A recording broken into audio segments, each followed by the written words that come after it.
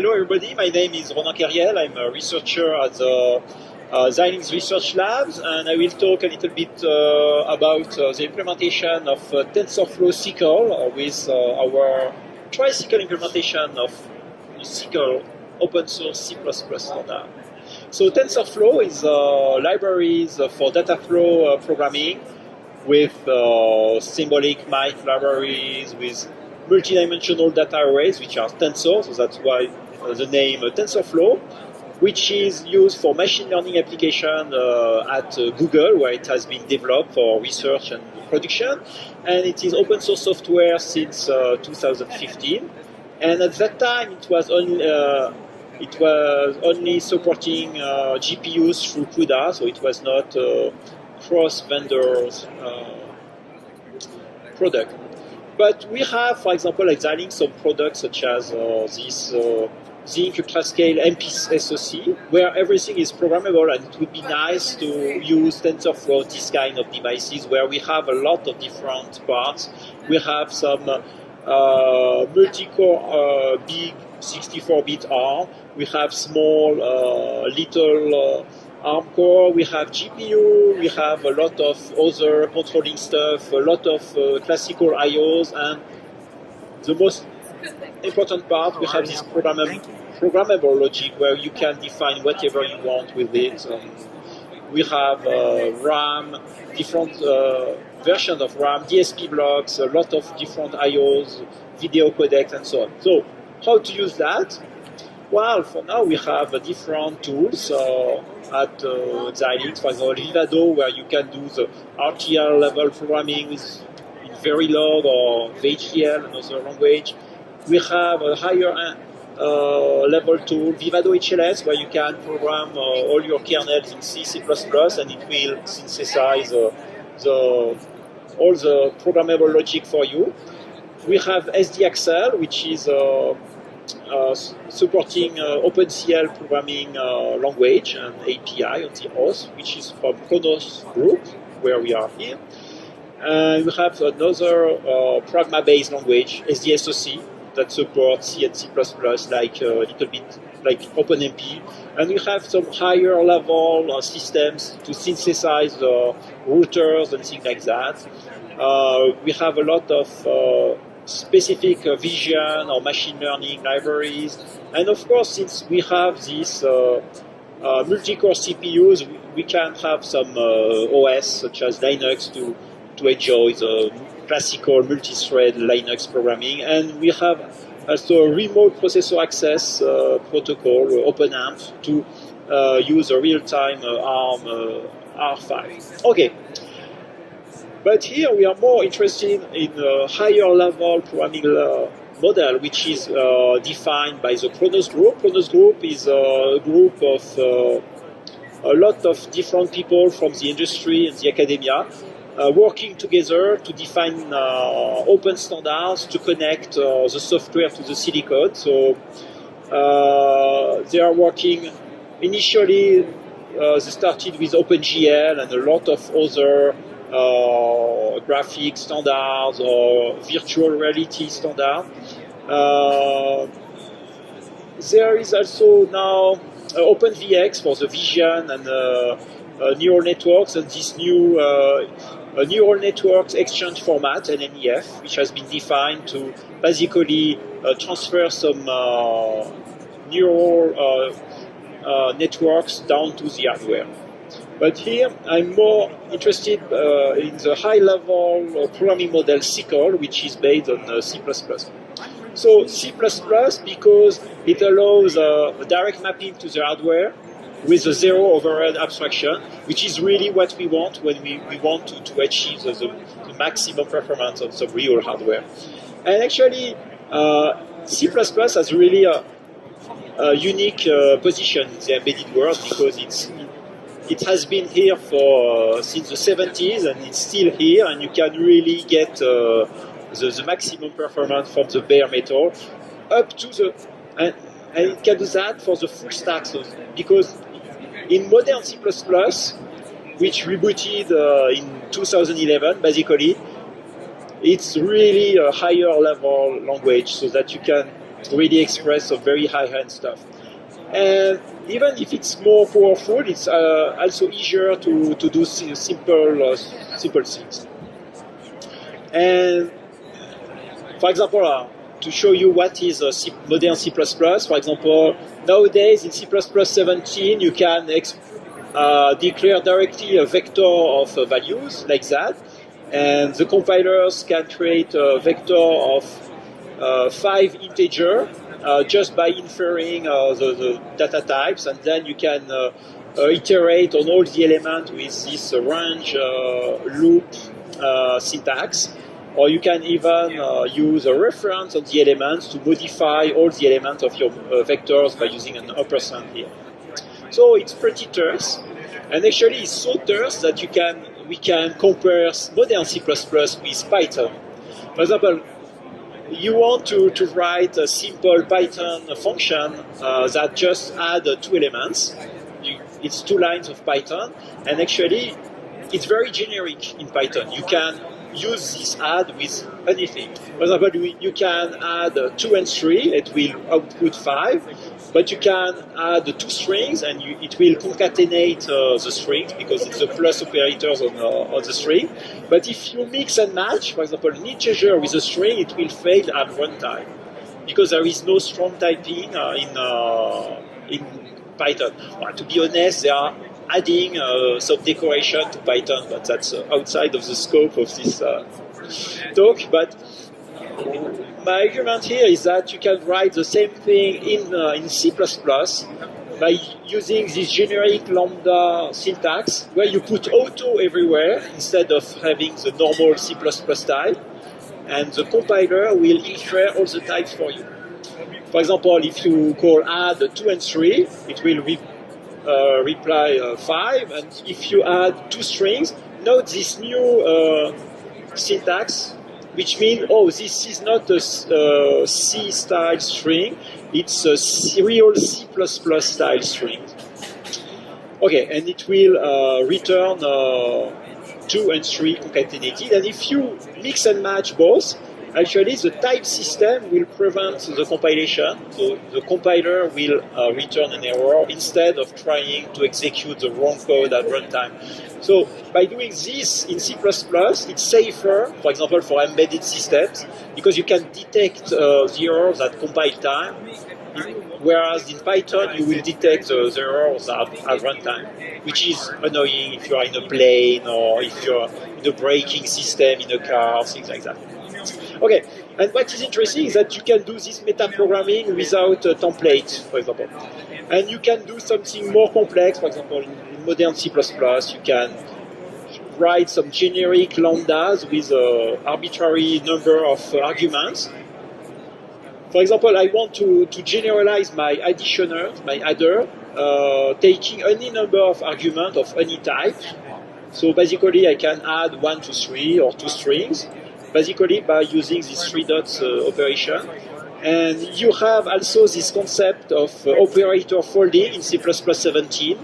So where you can apply basically the operation plus on all the arguments passed as argument. So that shows you now the expressive power that you have in modern C++.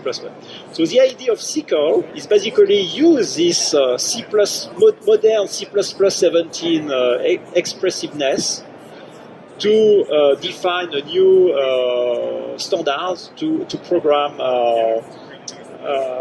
heterogeneous computing. And for example, this is a one slide example of a SYCL program just to add 2 matrices.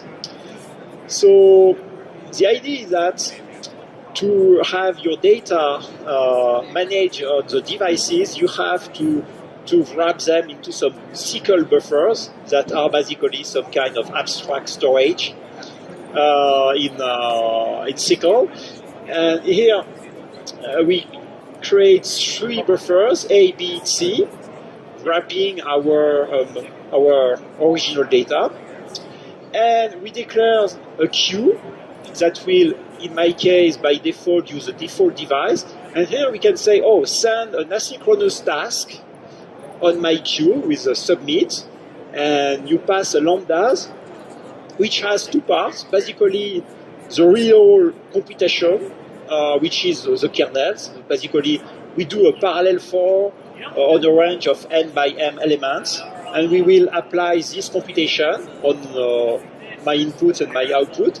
And I have this part with the concept of accessors that will define the way I will address my buffer. So it's basically a kind of proxy object that will allow to execute the kernel remotely on some device. That's it. Okay, and basically in SYCL, it's a pure C++17 DSCL to implement the concept useful to execute some code on some heterogeneous system. It adds the concept of asynchronous task graph, some queues to direct some computation, some devices. It is single source, so basically it takes advantage of CUDA on steroids because it simplifies the data motion with OpenMP simplicity.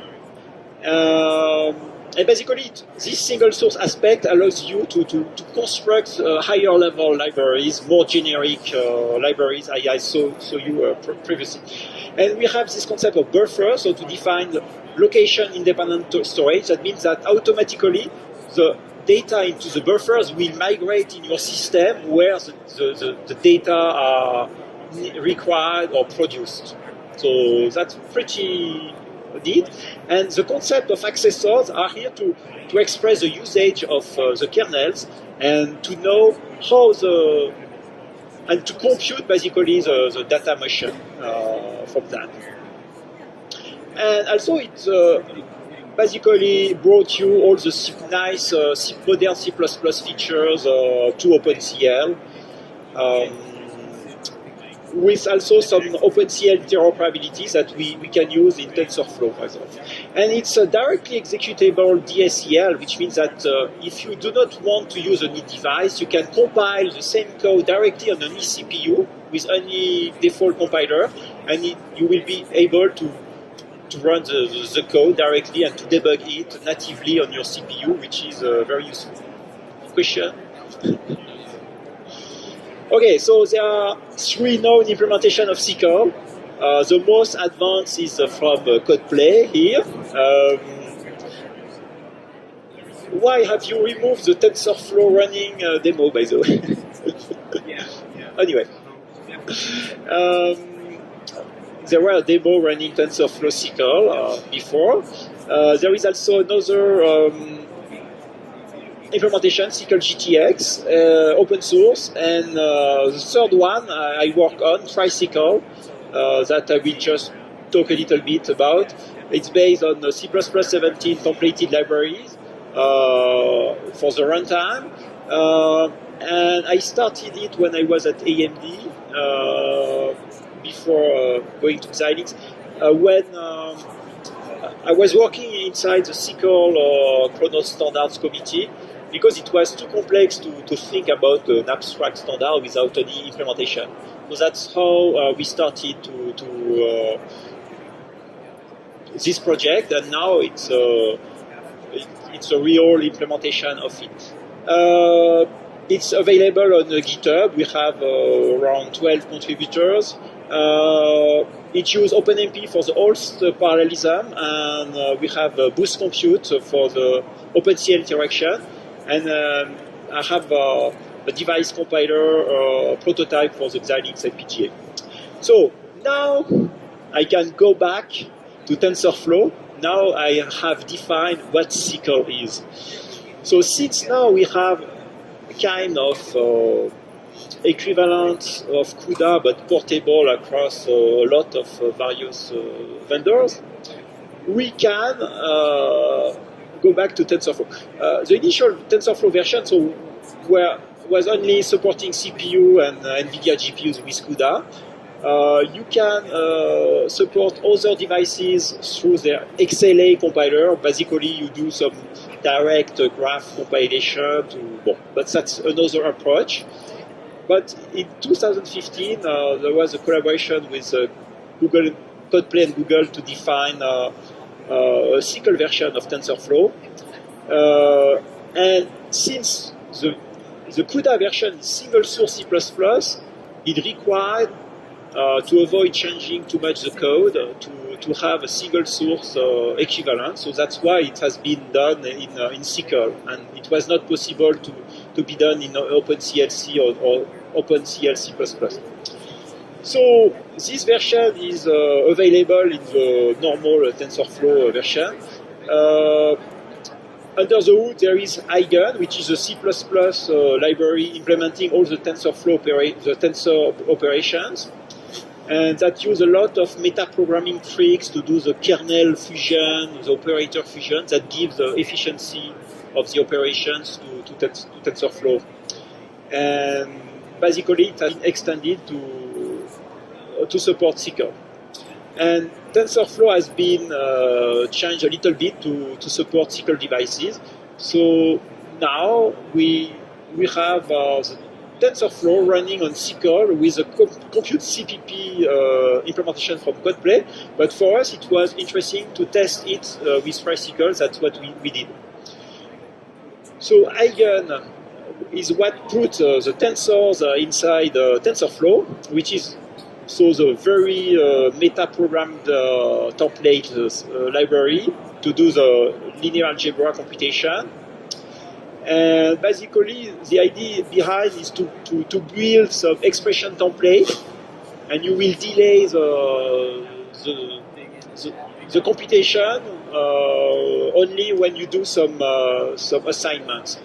By this way, you can do some efficient kernel fusion, and you have also an explicit scheduler to dispatch the computation on the various devices. There was an issue is that the GPU version is really implemented following the CUDA spirit, which is rather lower level than CUDA, so it was a little bit tricky to get SYCL working with TensorFlow and Eigen. But now Eigen is working with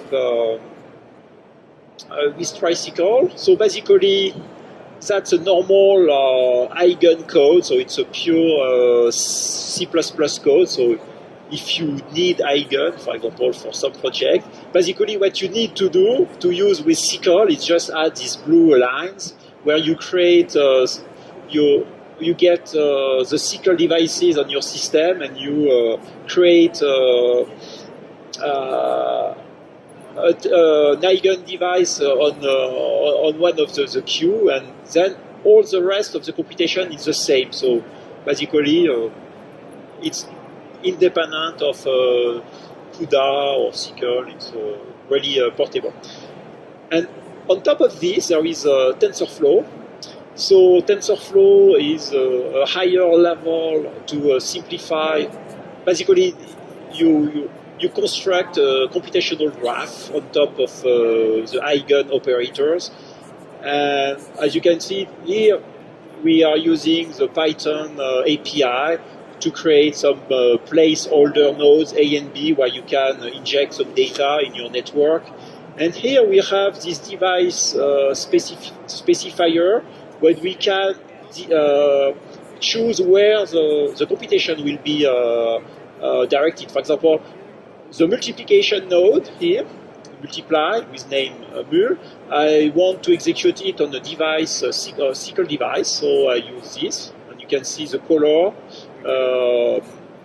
depend on the device, and I want the addition explicitly on the CPU, so I can select it and I can execute the code by putting 3 and 4.5 on the input and evaluated the graph, and you get the correct result. But of course, you can run some more complex graph, so you can decide to execute these layers on SYCL. And what is interesting is that, for example, in TensorFlow, you have this training libraries that will transform your graph for the training, and it synthesizes basically all this graph controlling the inference system. And you can see that some device choice are also inherited in the training infrastructure. But yeah, Google provide a TensorBoard environment, which is pretty cool because you can really inspect every part of your network to look at the images. For example, here it's just a simple network to learn to recognize some written digits. Okay, the code for this is that, but basically you decide to direct some computation on some SQL device. So I want to detail. But of course, at Xilinx, we are interested to have this running on FPGA. Unfortunately, TensorFlow was really written with a GPU mindset, and OpenCL and SYCL brings you functional portability, but not always performance portability. So you need to rewrite some operators. But we thought at some other possibility, which is using the OpenCL interoperability mode of SYCL to recycle some already existing OpenCL DNN libraries, which have already been optimized for the OpenCL interoperability mode. Because SYCL by itself is very generic programming language for parallel heterogeneous computing. But with the interoperability mode, it allows you at the OpenCL level the interoperability with all the Khronos world plus some other such as DirectX and things like that. So what is interesting here is that we can keep the high-level feature of SYCL, such as you don't have to explicitly transfer the buffers between the devices and the host, and you can have this concept of task and data dependency graph implicitly defined. And at the same time, you can execute some existing OpenCL kernel, which is really useful on FPGA, for example, where it's very common to have RTL FPGA kernels for FPGAs running. Often these kernels are really optimized on FPGAs are written directly in Verilog or VHDL or in Vivado HLS C++, but with an SDAccel compatible interface, so that it looks like an OpenCL kernel, but it's written in some very carefully optimized way. And the typical use case are for all the vision libraries, linear algebra, machine learning, and things like that. So, and what is also interesting is that you can access internally to all the interfaces, such as Ethernet. That means that you can have some OpenCL kernels implementing some routing kernels and things like that. And so, basically, the OpenCL interoperability mode of SYCL is used to simplify the usage of this OpenCL kernel. So basically, it looks like that. So it looks like a normal SYCL program where you submit some task with a parallel for where here we launch n work item of kernel K. But we have to add some glue code to connect basically the accessors of the buffers to the real parameters of my OpenCL kernel. For example, here I get an accessor on buffer A that I pass as the first parameter of theta that will be connected to my OpenCL kernel, which is here, so that A will be connected to this uppercase A, that will be used by my kernel. So it looks so you can recycle OpenCL kernels without having to explicitly move the data. The data will be implicitly moved between the host and the device through this concept of high-level accessors on the buffer. So that the runtime will do that for you. Okay, so basically what we did is we added the OpenCL interoperability to Eigen, and basically to use OpenCL kernel directly into Eigen. So now we can use FPGA, for example, kernels directly into Eigen. And actually, you can even pass the OpenCL the name of the OpenCL source file, and it will invoke the SDX OpenCL compiler tool for you. You have to be aware that in the FPGA world, the compilation time of an OpenCL kernel is quite longer than on a GPU or a CPU. So typically it will take half an hour to compile a kernel. So, but of course it's cached, but the first time you will run your network, it will be very slow, and then we can do the classical XKCD stuff. Okay, but basically it looks like the classical Eigen code where you just, now we have a new operation which is native OpenCL, where you can put your usual tensors, but you will pass a kernel name and an OpenCL binary or source file. In that case, it's just a simple operation. And then we propagated this OpenCL native operation directly at the TensorFlow level. That means that now in TensorFlow we can do the same. We can apply some OpenCL operation on some TensorFlow tensors. And an example. We have also, we can manage different SYCL devices. For example, in our case, it was an OS, an FPGA, and an Intel CPU used in an OpenCL mode. And then we can use the classical device selection of TensorFlow to direct some computation on various devices. And then you will have different parts of your network running on different devices. The colors represent the different devices. And with this interoperability mode, then we can recycle some research project made by some colleagues of mine, for example, that enable, we can connect some existing OpenCL implementation of very optimized network to TensorFlow to access to some features that are not normally available in TensorFlow.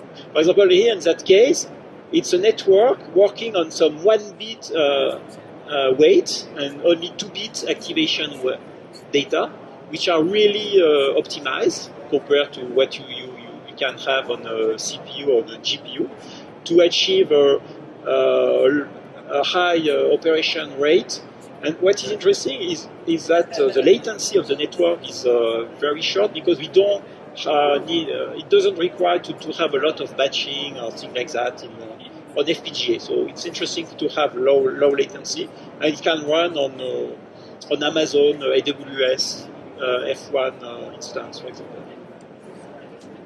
So at the end, TensorFlow SYCL, since it's single source C++, has a minimal change compared to CUDA,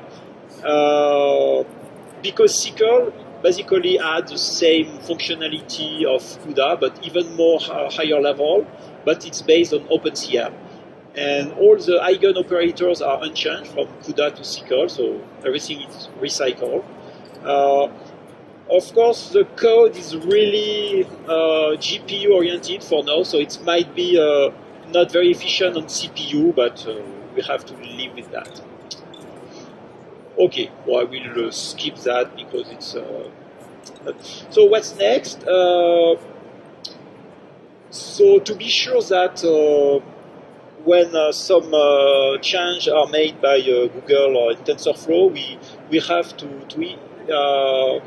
put our tricycle implementation into the Google infrastructure to have the continuous integration working to detect some breaks. So we still have some firewall issues for now. We still have to improve the Tricycle integration into Xilinx tools, and we are working on this OpenCL interoperability mode to go further to access at these really optimized functions.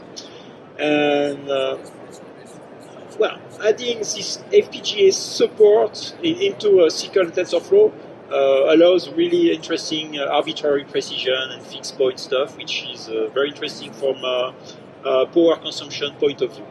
So to conclude, now TensorFlow can use both CUDA and SYCL for accelerators,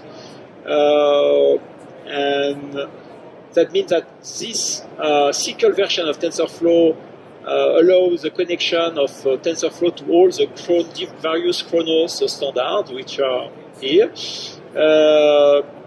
CodePlay is the natural way for now to use TensorFlow SYCL on GPUs. But the open source implementation of Tricycle I work on is making progress. So we still have some failing tests, but that the use of this interoperability mode with OpenCL allows us to really access to the power of the FPGAs on OpenCL. So on TensorFlow. That's it. Any question? So what about availability? Is this available for?